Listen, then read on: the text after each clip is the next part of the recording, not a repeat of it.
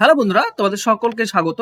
বন্ধুরা, কিছু advance level অঙ্ক নিয়ে আজকে আমরা আলোচনা করব কলকাতা পুলিশ মেন্স এর জন্য। দেখো, মেন্স পরীক্ষা মানে ফাইনাল এক্সাম। ফাইনাল এক্সামে অবশ্যই খড়কুটো বাদ দেবে এবং তোমার পড়ে থাকবে ছাকাই ধান। তো সেক্ষেত্রে একটু অ্যাডভান্স অঙ্ক তোমাকে আলোচনা করতেই হবে, অ্যাডভান্স অঙ্ক প্র্যাকটিস করতে হবে, কারণ ওই ধরনের অঙ্ক দেবে। তো চলো শুরু করি। দেখো, অঙ্ক দিয়েছে 4 বছর আগে অমলের বয়সের অর্ধেক এবং বিমলের বয়সের 4 গুণের অনুপাত ছিল 5:12। 8 বছর পরে অমলের বয়সের অর্ধেক, ওই সময়ে বিমলের বয়সের 2 বছর কম হবে। বিমলের বর্তমান বয়স কত? অঙ্কটা দেখে সহজ মনে হচ্ছে? আচ্ছা বেশ, পজ করে করার চেষ্টা করো দেখি। এই অঙ্কটা না হাড়হিম হয়ে যাবে। খুবই ভাবনা চিন্তার অঙ্ক, অ্যাডভান্স লেভেলের অঙ্ক। সবাই পারবে না। তুমি যদি পারো, জানবে তুমি অঙ্কে খুব ভালো। তো চলো দেখি এর সমাধান কি হয়। দেখো, ব্যাপার হচ্ছে দুজন রয়েছে, একটা হচ্ছে অমল আর একটা হচ্ছে বিমল, এই তো দুজন। তো 4 বছর আগে অমলের অর্ধেক আর বিমলের 4 গুণ হচ্ছে 5, 12। এই যে 12, 5 আর 12, এটা কি? এটা হচ্ছে অমলের অর্ধেক। এই যে 5 দেখতে পাচ্ছ, এটা অমলের অর্ধেক, তার মানে অমল হবে কত? 10, ডাবল হবে। আর 12টা হচ্ছে বিমলের 4 গুণ। তো 4 গুণ যদি 12 হয়, তাহলে 1 গুণ হবে কত? 1 গুণ হবে 3। তার মানে 4 বছর আগে অমল ও বিমলের বয়সের অনুপাত হচ্ছে এটা। যদি এর অর্ধেক করো তাহলে 5 পাবে, আর 4 গুণ করলে 12 পাবে। তাহলে আমাকে অরিজিনালটা দরকার। বেশ, এতদূর তো আমি করে ফেললাম। এবার ধরে নাও যে এইটা হিসেবে তার অনুপাত ধরে নাও, একটা হচ্ছে 10x আর একটা হচ্ছে 3x। এটা 4 বছর আগের বয়স। তাহলে দুটো জিনিস আমরা বের করব। একটা হচ্ছে বর্তমান বয়স। বর্তমান বয়স কত হবে? দেখো, অমলের বর্তমান বয়স হবে 10x+4, 4 বছর যোগ হয়ে যাবে। আর বিমলের হবে 3x+4, এটা বর্তমান বয়স। আমাকে এইটা বের করতে বলেছে, এই যে 3x+4। চলো আমি এটা বের করব, তার আগে ব্যাপারটা বোঝো। তার আগে আর একটা জিনিস বুঝতে হবে, সেটা হচ্ছে 8 বছর পর অমলের অর্ধেক। আচ্ছা, 8 বছর পরে কত বয়স হবে? দেখো, অমল তো এমনিতে রয়েছে, বর্তমান হচ্ছে 10x+4। 8 বছর পর 10x+12 হয়ে যাবে, আরো 8 যোগ করলে 12 হয়ে যাবে। আর বিমল কত হবে? 3x+4 আছে, তো 8 যোগ করলে 3x+12 হয়ে যাবে। এইটা বর্তমান বয়স। এবার খেয়াল করো, অমলের বয়সের অর্ধেক, তো অমলের বয়সটাকে অর্ধেক করে দাও। এটা হবে বিমলের থেকে 2 কম। এইটা কম আছে, সমান করতে গেলে বিমল থেকে 2 বাদ দিতে হবে, তবে দুই পক্ষ সমান হবে, কারণ এইটা অলরেডি কম আছে। তো বিমল থেকে 2 কমিয়ে দাও, দুই পক্ষ সমান হবে। বাস, এই জায়গা থেকে তুমি ইজিলি এবার অঙ্কটির অ্যান্সার বের করতে পারবে। দেখো, এখানে পাচ্ছ 10x+12 সমান সমান 2। যদি গুণ করো তুমি পাবে 6x প্লাস, দেখো এটা 12 প্লাসে আছে আর 2 মাইনাসে আছে, মানে এটা 10। এটা তো 10, তার মানে, তাই না? তো 10 আর 2 গুণ করলে 20। তাহলে 6x এদিকে নিয়ে এসো, 4x থাকবে। 4x সমান 12, এদিকে গেলে বিয়োগ হয়ে যাবে, মানে থাকবে 8। তাহলে x এর ভ্যালু হচ্ছে কত? x এর ভ্যালু 2। x এর ভ্যালু যদি 2 হয়, তো এইটা বিমলের বর্তমান বয়স ছিল 3x+4। তো 3x মানে হবে 6+4, তার মানে 10 বছর। তাহলে বিমলের বয়স হচ্ছে 10 বছর। অপশন এ হচ্ছে উত্তর। তো অ্যাডভান্স না? হ্যাঁ, সব কোশ্চেন অত সহজে হয় না যত সহজে তুমি ভাবছো। তো করবে এভাবে। অপশন ধরে করলেও করা যায়, কিন্তু সেটা সময় সাপেক্ষ হয়ে যেতে পারে। চলো নেক্সট কোশ্চেন দেখো। 8 বছর আগে সুফিয়ার বয়স, তার এক পুত্র এবং এক কন্যার বর্তমান বয়সের সমষ্টি সমান ছিল। 5 বছর পর তার কন্যা এবং পুত্রের বয়সের অনুপাত হবে 7:6। যদি সুফিয়ার স্বামী তার চেয়ে 7 বছরের বড় হয় এবং তার স্বামীর বর্তমান বয়স তার পুত্রের বর্তমান বয়সের 3 গুণ হয়, তাহলে তার কন্যার বর্তমান বয়স কত? কত মজার কোশ্চেন, এবং আমি জানি অনেকে ছেড়ে আসবে। ঠিক আছে, আমি চাইবো তোমরা একটু পজ করে এর অ্যান্সার একটু ভাবার চেষ্টা করো। তারপরে তো আমি আছি। ঠিক আছে, একটু ভেবে নিয়েছো তো? চলো এবার আমরা করার চেষ্টা করি। দেখো, 3 জন আছে, একটা হচ্ছে স্বামী, ঠিক আছে, 4 জন আছে, স্বামী, মা, মা মানে এখানে সুফিয়া, ঠিক আছে, এক কন্যা আছে আর এক পুত্র আছে। এই তো 4 জন। মা মানে হচ্ছে সুফিয়া, হ্যাঁ। আচ্ছা, চেয়েছে কন্যার বর্তমান বয়স। আচ্ছা, ধরে নাও যে কন্যার বর্তমান বয়স, দেখো একটা আছে 5 বছর আগে কন্যা ও পুত্রের অনুপাত ছিল এটা। 5 বছর আগে এটা ছিল। এই যে 7x হচ্ছে কন্যা আর পুত্র হচ্ছে 6x, এটা 5 বছর আগে ছিল। তাহলে বর্তমানে 5 যোগ হয়ে যাবে দুজনেরই। এটা কন্যা এবং পুত্রের বর্তমানটা আছে, পেয়েছি আমরা। এবার বলেছে কি দেখো, এক পুত্র আর এক কন্যার বর্তমান বয়সের সমষ্টির সমান ছিল। তো 8 বছর আগে সুফিয়ার বয়স যেটা ছিল সেটা এক পুত্র আর কন্যার বর্তমান বয়সের সমষ্টির সমান। তো কন্যা আর পুত্রের বর্তমান বয়সের সমষ্টি কত হবে? 7 আর 13, 7 আর 6, 7 আর 6 13x প্লাস 10। এটা কি বর্তমান বয়সের সমষ্টি? এটা 8 বছর আগে সুফিয়ার বয়স ছিল, 8 বছর আগে সুফিয়ার বয়স ছিল, মানে সুফিয়ার বর্তমান বয়স হবে 8, যোগ হয়ে যাবে মানে 18 হবে, 13x প্লাস 18, এইটা সুফিয়ার বর্তমান বয়স। এখন কি বলেছে? এখন বলেছে যদি সুফিয়া তার স্বামী তার চেয়ে 7 বছরে বড় হয়, স্বামী আবার 7 বছরের বড়, মানে স্বামী হবে 13x প্লাস 18 সঙ্গে 7 যোগ করে দাও, তার মানে 25, 13x প্লাস 25, এইটা হচ্ছে স্বামী। এবার দেখো সবার কিন্তু আমি বর্তমান বয়স পেয়ে গিয়েছি। এখানে একটা জিনিস, অ্যান্সারটা কিভাবে বের হবে? অ্যান্সার বের হবে এখানে স্বামীর বর্তমান বয়স পুত্রের বর্তমান বয়সের 3 গুণ, স্বামীর বর্তমান বয়স আর পুত্রের বর্তমান বয়সের 3 গুণ। স্বামী হচ্ছে 13x প্লাস 25 আর পুত্র হচ্ছে 6x প্লাস 5, তাহলে 3 গুণ যদি হয় তাহলে এর পুত্রের সঙ্গে 3 গুণ করে দাও, তবেই দুই পক্ষ সমান হবে, কারণ পুত্রের 3 গুণ হচ্ছে স্বামী।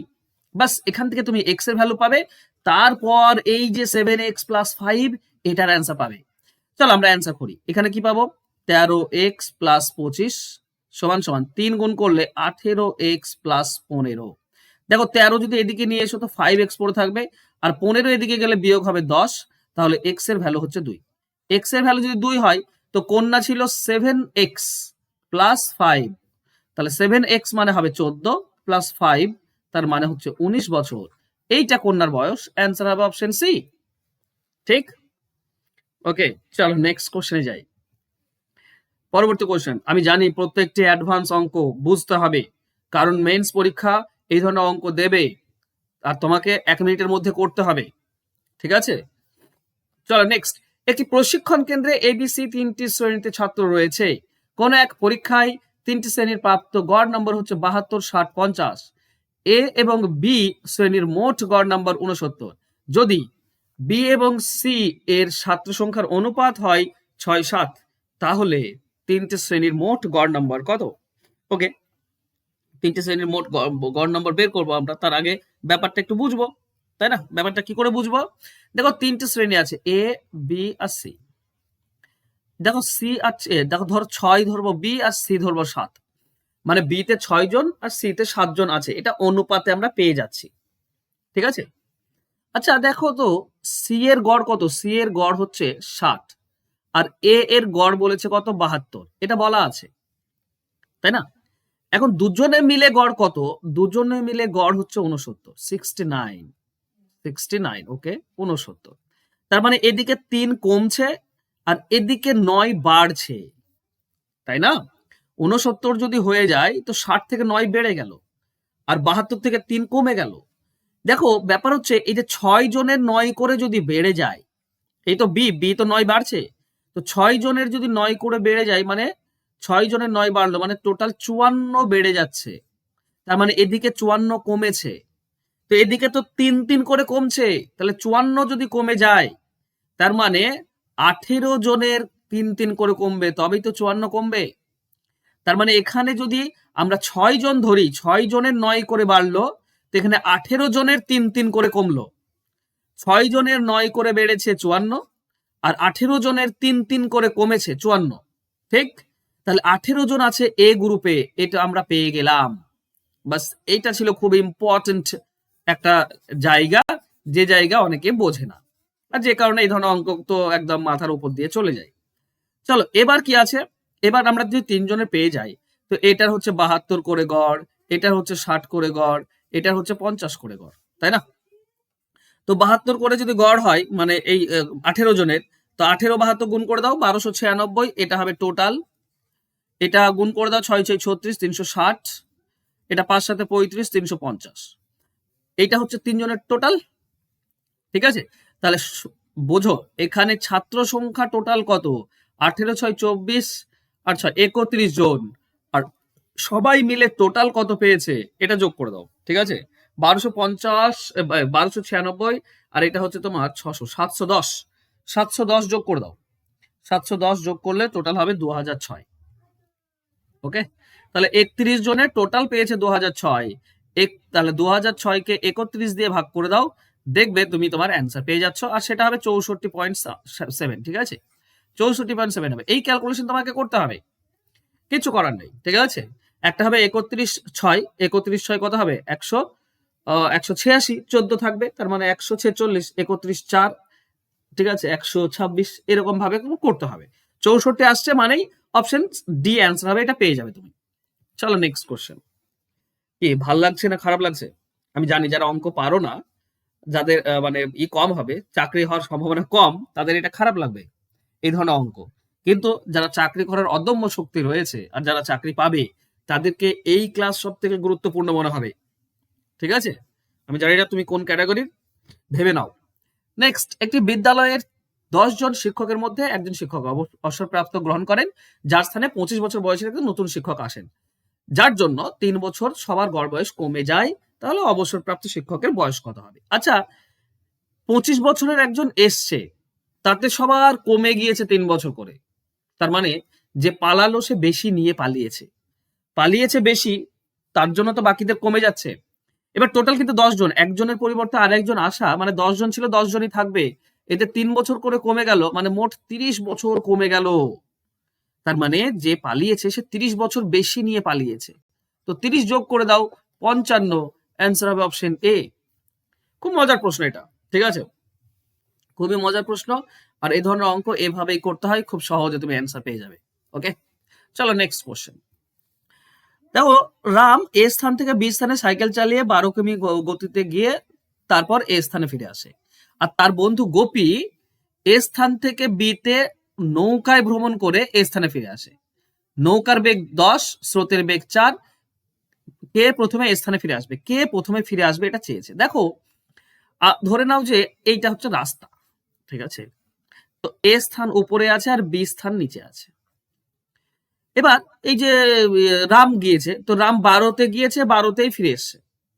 কিন্তু এই যে গোপী আছে, সে নৌকা হচ্ছে 10 আর স্রোত হচ্ছে 4, মানে যাওয়ার সময় অনুকূলের গতিবেগ হবে 14 বেগে যাবে, আর ফেরার সময় বিয়োগ হয় 10 আর 4 বিয়োগ করলে 6 কিমি বেগে ফিরবে। 14 কিমি বেগে যাবে, 6 কিমি বেগে ফিরবে। আর হ্যাঁ, আর রাম যে আছে, ও 12 কিমি বেগে গিয়েছে, ও 12 কিমি বেগেই ফিরবে। তাহলে 12, 14, 6 লসাগু হয় 84। তো ধরে নাও টোটাল পথ হচ্ছে 84 কিলোমিটার। এবার রামের ক্ষেত্রে কি হবে? দেখো, রাম ভালো করে বোঝো, রামের ক্ষেত্রে কি হবে না, 12 কিমি বেগে যদি যাই 84, তো 84/12 মানে 7 ঘন্টা লাগবে। 84/12 মানে 7 ঘন্টা। তো যেতে 7 ঘন্টা, আসতে 7 ঘন্টা, তো 2 বার 7 ঘন্টা লাগবে, তার মানে রামের টোটাল 14 ঘন্টা লাগবে। এবার গোপী দেখো, গোপীর কত লাগবে? গোপী 84 কিমি, প্রথমটা যাবে 14 কিমি বেগে, 14 কিমি বেগে যায়, তাহলে 14/7, 14/6, 6 ঘন্টা, 6 ঘন্টা লাগবে। আর ফেরার সময় 84 কিলোমিটার 6 কিমি বেগে আসবে, 6 কিমি বেগে আসলে কত লাগবে? 14 ঘন্টা। তার মানে মোট লাগছে কত? 14 আর 6, 20 ঘন্টা। তাহলে গোপীর লাগছে 20 ঘন্টা, তাহলে কে আগে পৌঁছাবে? রাম আগে পৌঁছে যাবে এ স্থানে। অপশন বি হবে সঠিক উত্তর। মজার কোশ্চেন না? চলো নেক্সট কোশ্চেন। একটি নৌকা নদীর স্রোতে একটি নির্দিষ্ট দূরত্ব অতিক্রম করতে 12 ঘন্টা আর ফিরে আসতে 24 ঘন্টা লাগে। স্থির জলে একই দূরত্ব অতিক্রম করতে নৌকাটির কত সময় লাগবে? ওকে, এখানে একটা জিনিস স্পষ্ট দেখো, সময়টা দেখো, টাইম, টাইম অনুকূল আর প্রতিকূল দেখো, অনুকূলে লাগে 12 ঘন্টা, প্রতিকূলে লাগে 24 ঘন্টা। তার মানে স্পিড কি হবে? স্পিড অনুকূলের হবে 24 আর প্রতিকূলের হবে 12, উল্টে যাবে স্পিডটা, তাই না? আচ্ছা, তুমি ধরে নাও 12 ঘন্টা লাগে, স্পিড হচ্ছে এটা। আচ্ছা, অনুকূলে তার নৌকার স্পিড কি হবে? দেখো, অনুকূল আর প্রতিকূল যোগ করে 2 দিয়ে ভাগ করে দাও, তাহলে 18, এটা হবে নৌকা, তাই না? এটা হবে নৌকা, 18 বেগে নৌকা যায়। এবার খেয়াল করো, 12 ঘন্টা সময় লাগে 24 স্পিডে, তাহলে টোটাল ডিস্টেন্স কত? দেখো 12 ঘন্টা সময় লাগছে অনুকূলে, আর অনুকূলের বেগ হচ্ছে 24, এটা ধরে করতে পারো, কিংবা প্রতিকূলে বলতে পারো 24 ঘন্টা 12 বেগ, এটা ধরেও করতে পারো, একই জিনিস হবে, তুমি গুণ করলে একই জিনিস হবে। তাহলে আমি অনুকূল ধরে করছি যে 12 ঘন্টা 24 বেগে যায়, তো 24 ইন্টু 12, এইটা হচ্ছে টোটাল ডিস্টেন্স।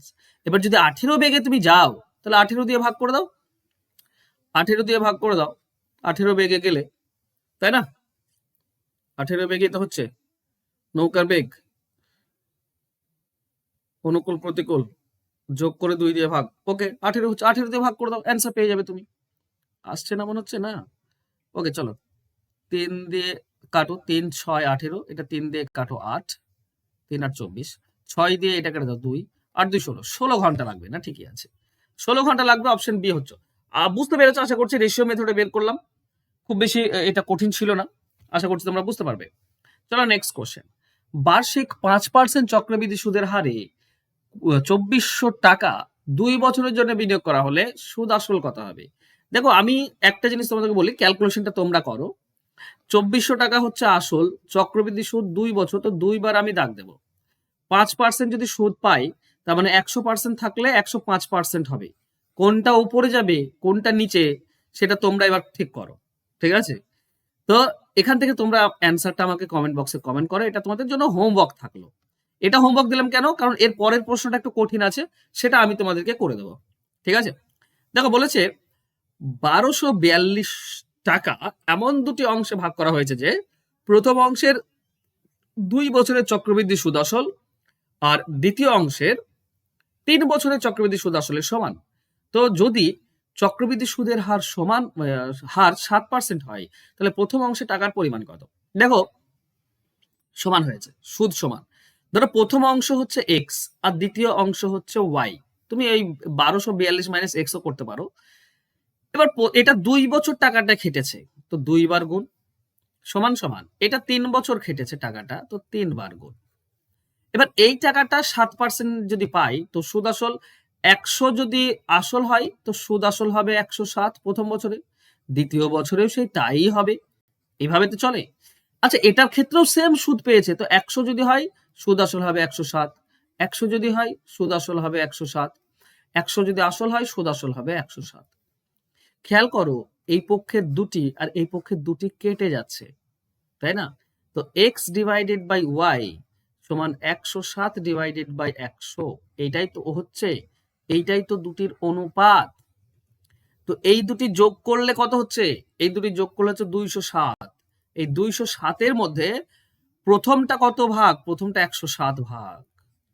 তাহলে বলো 1242-এর মধ্যে কত? কাটাকাটি করতে হবে। দেখো 6 দিয়ে এটা সরাসরি চলে যাচ্ছে, তাই না? 6 7 42 আর 6 2 12।